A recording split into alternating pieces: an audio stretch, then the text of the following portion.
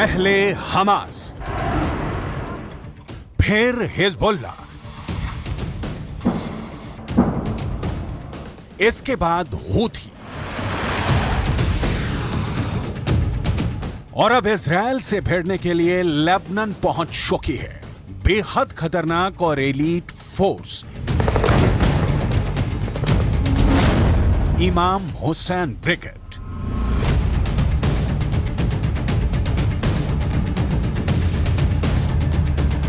Israel के सैनिक 24 घंटे हर सेकंड आंखों में तेल डालकर इजराइल और लेबनान की बॉर्डर की सुरक्षा कर रहे हैं। और ऐसे वक्त में इजराइल को एक बड़ी खबर मिली है। यह खबर नेतन्याहू के लिए मुसीबत पैदा करने वाली है। इमाम हुसैन ब्रिगेड को सीरिया से लेबनान में शिफ्ट किया जा चुका है और लेबनान के अंदर इस वक्त इमाम हुसैन ब्रिगेड को मौजूद बताया जा रहा है।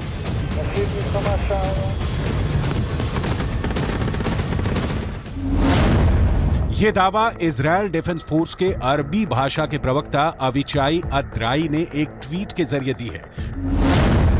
ट्वीट में लिखा गया है कि हाल के हफ्तों में इजराइल के खिलाफ हिजबुल्लाह के बुरी तरह से फेल होने के बाद अब इमाम हुसैन ब्रिगेड सीरिया से लेबनान आ गई है और इसका लीडर जुल्फिकार है। इमाम हुसैन ब्रिगेड को भी ईरान फंड करता है और दावा यह किया जाता है कि यह इमाम हुसैन ब्रिगेड ईरान के सबसे ताकतवर सेना इस्लामिक रिवॉल्यूशनरी गार्ड को रिपोर्ट करती है।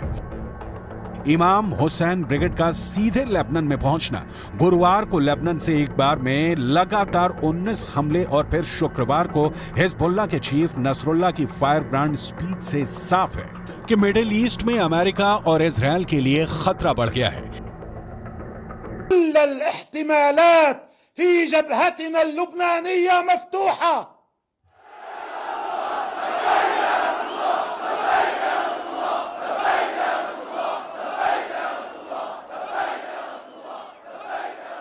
وأن كل الخيارات مطروحة ويمكن أن نذهب إليها في أي وقت من الأوقات. ईरान के राष्ट्रपति इब्राहिम रईसी पहले ही चेतावनी दे चुके हैं कि गाजा पट्टी को क्रॉस करके इजराइल ने रेड लाइन क्रॉस कर दी है। अगर गाजा पर ग्राउंड ऑपरेशन के दौरान हमास, फिलिस्तीन और हिजबुल्लाह ने एक साथ इजराइल पर हमला किया तो इनको रोकना इजराइल के लिए बहुत बड़ा चैलेंज बन जाएगा।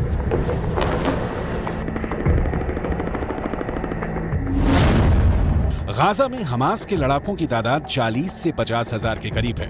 उत्तर की तरफ लेबनान में मिलिशिया हिजबुल्लाह की तादाद 1 लाख से ज्यादा है। इनके सामने इजराइल में एक्टिव और रिजर्व फोर्स मिलाकर 6 लाख से ज्यादा सैनिक हैं। ये आंकड़े बताते हैं कि इजराइल के पास 4 गुना ताकत है।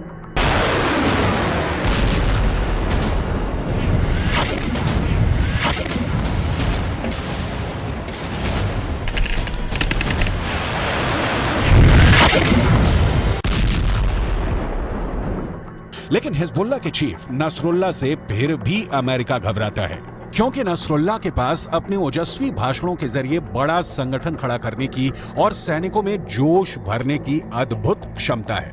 عمليات المقاومة في الجنوب ودماء شهدائنا وشهدائكم في الجنوب تقول لهذا العدو الذي قد يفكر بالاعتداء على لبنان أو بقيامه بعملية استباقية باتجاه لبنان أنك سترتكب أكبر حماقة في تاريخك ووجودك. सबसे बड़ी बात यह है कि हिजबुल्लाह के पास एक ट्रेंड सेना है जिस पर विजय पाना हमास से भी ज़्यादा कठिन काम है। हिजबुल्लाह के पास हथियारों का विशाल भंडार है। हिजबुल्लाह के पास गाइडेड मिसाइलें भी हैं जो इजराइल के अंदर तक मार कर सकती हैं। हिजबुल्लाह के पास एंटी टैंक मिसाइलों का बहुत बड़ा जखीरा है, जिसकी वजह से इजराइल को नुकसान भी पहुंचा है। ये मिसाइल ईरान से सप्लाई की जाती रही है और ऐसी मिसाइलों का हिजबुल्लाह के पास बहुत बड़ा जखीरा है।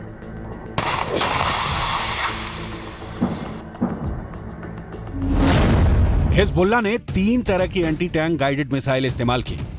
ये है कॉर्नेट, इसकी रेंज 5 किलोमीटर तक है। ये रूस की मिसाइल है, लेकिन अब ईरान इसका देसी वर्जन दहलाविया तैयार कर चुका है और ऐसी बहुत सी मिसाइल अब हिजबुल्लाह के पास हैं।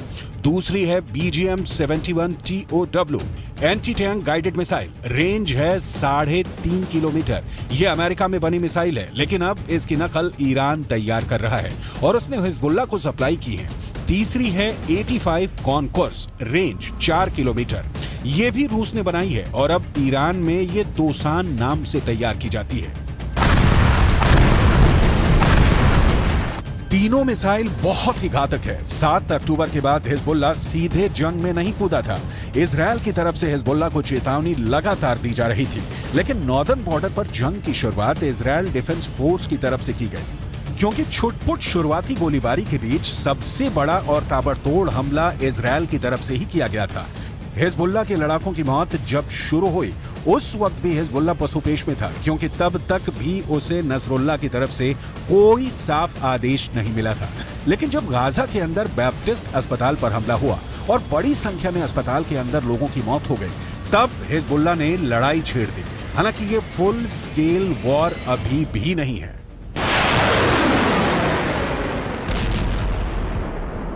और इस 3 हफ्ते की लड़ाई में हिजबुल्लाह के अब तक 50 से ज्यादा लड़ाके मारे जा चुके हैं। अक्टूबर के तीसरे हफ्ते में तो हिजबुल्लाह के 20 से ज्यादा लड़ाके मारे गए थे, जिसके बाद इस जंग में हिजबुल्लाह धीमा पड़ता नजर आया, लेकिन बाद में धीरे धीरे वो इस जंग में फिर वापस आ गया। ईरान कभी अपनी जमीन पर युद्ध नहीं लड़ेगा, क्योंकि उसके रणनीतिकार बहुत होशियार हैं। ईरान की सरकार यमन, इराक और सीरिया को जमीन का इस्तेमाल करके अमेरिका और इजरायल के ठिकानों पर हमला कर रही है। इन देशों में अपनी जड़ें जमाने के लिए ईरान ने बरसों की मेहनत की है और अब वो उसका फायदा उठाना चाहते हैं। लेबनान एक ऐसा ही देश है जो जंग की चपेट में धीरे धीरे आता जा रहा है। लेबनान के अखबार नहार नेट ने यह रिपोर्ट किया है कि इजरायल ने ब्लीडा इलाके के पूर्वी बाहरी इलाके में फास्फोरस बम से हमला किया है, जिसकी वजह से वहां मौजूद आसपास के जंगलों में भारी आग लग गई थी। इन फास्फोरस बमों से लगी आग लंबे इलाके में फैले जंगलों तक फैल गई, जिससे भारी नुकसान हुआ। इजराइल की तरफ से लगातार ये कहा जा रहा है कि लेबनान हिजबुल्लाह के कंधों पर बंदूक रखकर जंग में कूदने का जोखिम ना उठाए, क्योंकि इस बार लेबनान बहुत बुरी तरह जंग की चपेट में आएगा और फिर ये कहकर पल्ला नहीं झाड़ सकता कि इस जंग में उसे हिजबुल्लाह ने घसीटा है। इजरायल के प्रधानमंत्री बेंजामिन नेतन्याहू पहले ही ये कह चुके हैं कि लेबनान को इस बार ऐसा जवाब दिया जाएगा कि वो दूसरी जंग लड़ने के काबिल ही नहीं बचेगा। שאתם עושים פה ומה ששמעתי עכשיו מהמפקדים שלכם זה דבר חשוב מאין כמוהו. אתם הורגים אנשי חיזבאללה שמנסים לתקוף את קו החזית שלנו. אני לא יודע עכשיו, כשאני נמצא איתכם, אני לא יכול להגיד לכם כרגע אם חיזבאללה יחליט להיכנס בצורה מלאה למלחמה. नेतन्याहू के अलावा इजरायल के रक्षा मंत्री योव गैलेंट पहले ही कह चुके हैं कि इस युद्ध में इजरायल का बदला ये तय करेगा कि अगले 75 साल तक इजरायल की जमीन पर रहेगा या नहीं। अभी तक हिजबुल्लाह के 50 से ज्यादा लड़ाकों के मारे जाने की खबरें आ चुकी हैं, लेकिन इसके बावजूद भी इजरायल के रक्षा मंत्री ने बयान ये दिया है कि अभी वो युद्ध को विस्तार नहीं देना चाहते।